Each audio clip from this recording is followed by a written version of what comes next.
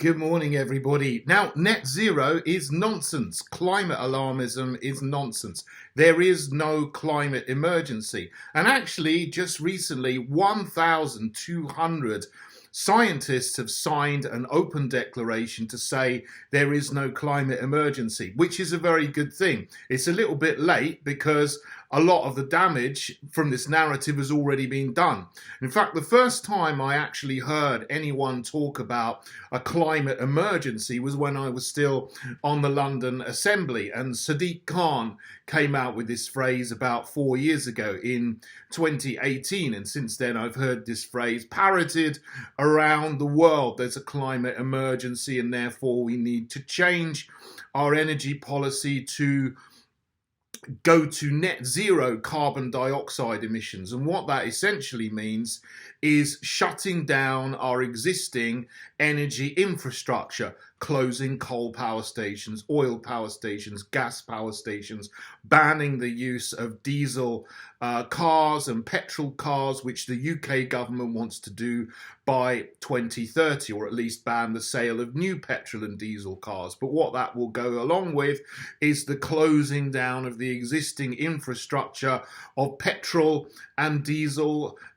filling stations. So, you won't be able to buy petrol or diesel probably in about 20 years' time or so, because that will have gone. And they want to try to replace this with new electric cars. And of course, they have all kinds of problems that we know about. There just simply isn't enough electricity in the national grid or being supplied for our existing needs from wind turbines and solar panels, let alone if we have 30 million electric vehicles on our roads to replace all of the petrol and diesel vehicles that we have now.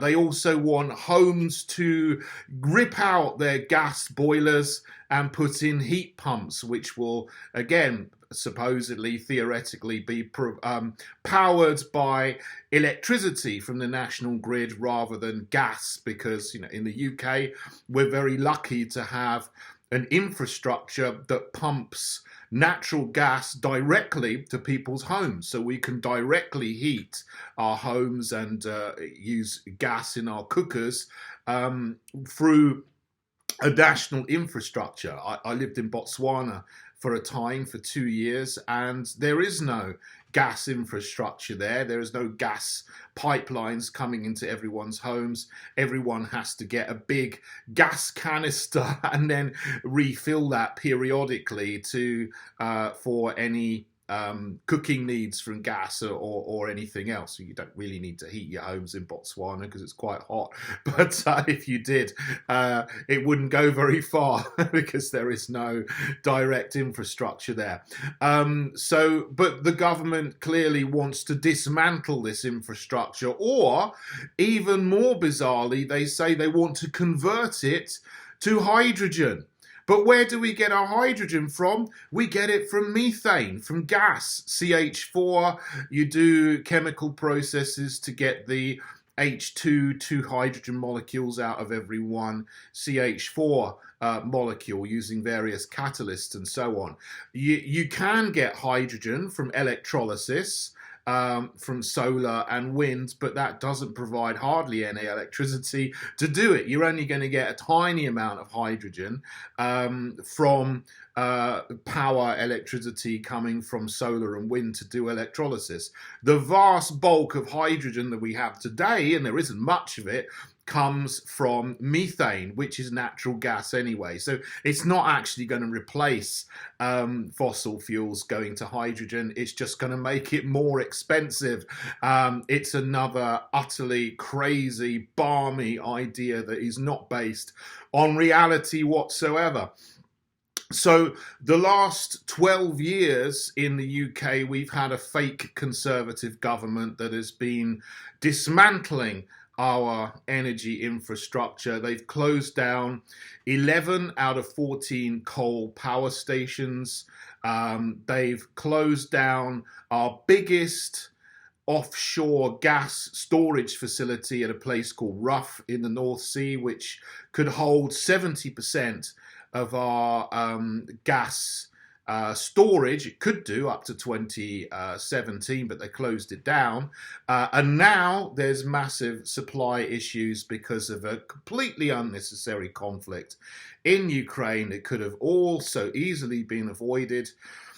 But instead, you have people in power in the West who are stoking up tensions, who are escalating rather than de-escalating, and they seem to want to prolong a conflict and to turn it into a regional conflagration. And our next Prime Minister in the UK is likely to be a woman called Liz Truss, who is at the moment still the Foreign Secretary, and said at the beginning of the conflict that she wants to cripple Russia's economy and she wants to defeat Putin. So again, she's still talking up escalation and conflict rather than de-escalating. And that, of course, is having a direct result on energy supply and energy prices in the UK, as well as in the rest of Europe, because our energy infrastructure is all interconnected. Well, the gas supply infrastructure is.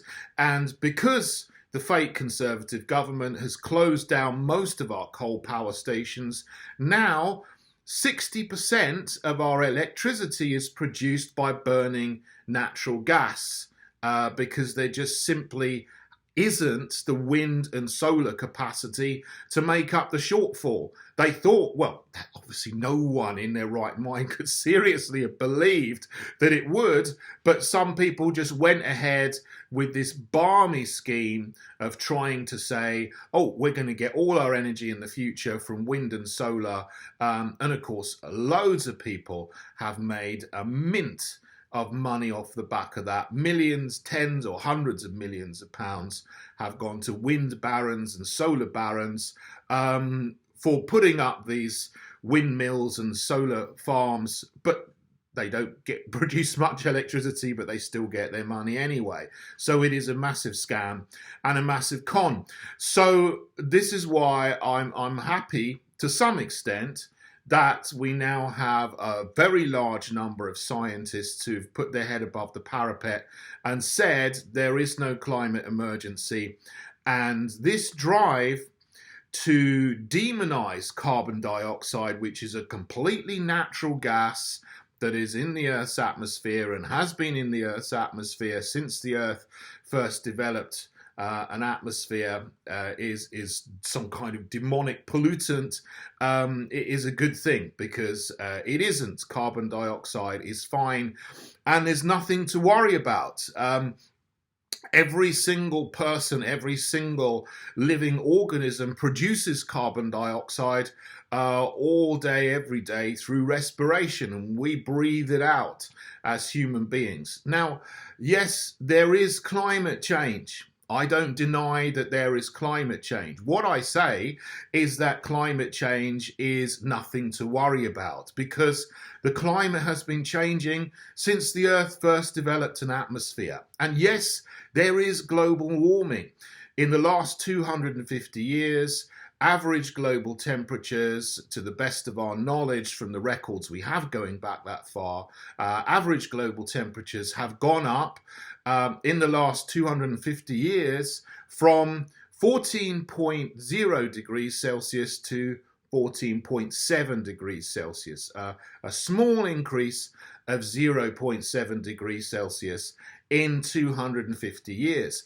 But of course, the time that increase started, the beginning of the Industrial Revolution in the late 18th century, was also the end of the mini ice age, where temperatures were abnormally low. And in London, it was so cold, abnormally cold, that for 2 or 3 centuries there were periodically frost fairs on the River Thames, where the Thames froze over in a way that's inconceivable today.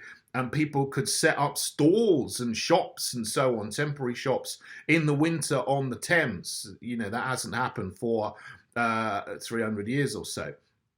That was the mini ice age. But then before the mini ice age was the medieval warm period, 9th to the 12th, 13th century, where temperatures were much, much higher again. And also records from the Roman times show that temperatures were much higher than they are even today. So there's always small or larger fluctuations in the sort of average global temperatures on 20-year cycles, 100-year cycles, and so on, 1,000-year cycles. We don't have records going back, any records of temperature going back before 1659. We only have qualitative records from the writings of people who have generally spoken about agriculture and temperature and just make the general assumption that things are warm or colder, so we can sort of get a vague picture. But we do know, of course, that on a larger scale, the Earth has been warming for the last 23,000 years, since the middle peak of the last ice age. And the last ice age, it was so cold that there was pack ice as far south as Paris or New York, and that's all melted without any human activity or intervention whatsoever. Of course, the biggest driver of climate change is the sun, and it always has been, and it always will be. So yes, carbon dioxide levels are going up. Global temperatures are going up a little bit, but of course I'm not worried about carbon dioxide increasing, because the more there is, the less of an effect it has on average global temperatures, because of the way it absorbs infrared radiation. It doesn't absorb all infrared radiation. It only absorbs in a very narrow band, around 15 microns. And there's enough carbon dioxide in the atmosphere already to absorb all of the infrared radiation that is absorbed and re-radiated from the Earth's surface. So it's not anything to worry about. And so the fear-mongering that is coming at us about climate alarmism is all completely false. It is really just a terrible and abhorrent narrative to get us to destroy our existing energy infrastructure, to destroy our economy. So some people will make a lot of money from putting up useless windmills and solar panels, panel farms, solar arrays, and so on. Other people want to control everybody and everything that everybody does, and ration people's energy and get us onto a digital identity system with social credits and carbon credits, and then that will essentially make people slaves of the state and 100% controlled by a new economy in which energy will be a quasi-currency. And we will get energy credits and so on, and carbon credits, and they will ration how much meat we can eat, they'll ration how much we can travel, while the global elites continue to swan around the world on their private jets, guzzling as much petrol and diesel and kerosene as they like.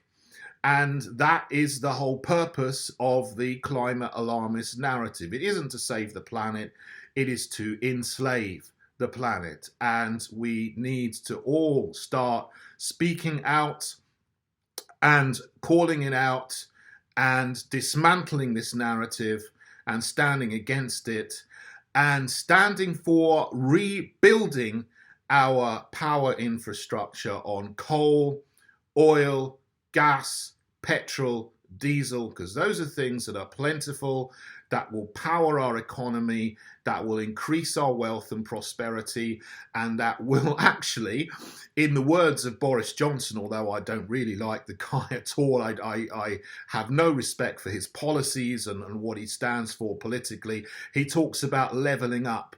Well, he's been dismantling our energy infrastructure which is just leveling down and destroying everything. But if we really want to level up, I don't particularly like using that phrase, but it's a phrase that everyone understands or thinks they understand. If you really want to level up everybody, you need to provide people with cheap, plentiful energy. So we need to go back to the things that we know work, rather than dismantling and destroying the things that we work and putting in place something that is so idiotically stupid that even a child with a few facts would know that it is an utterly balmy thing to do. So there is no climate emergency, and please join us in the Heritage Party for political resistance to insanity and to rebuild our energy infrastructure and to make sure that in the future, as soon as we can, people have cheap, plentiful energy to restore prosperity to our nation.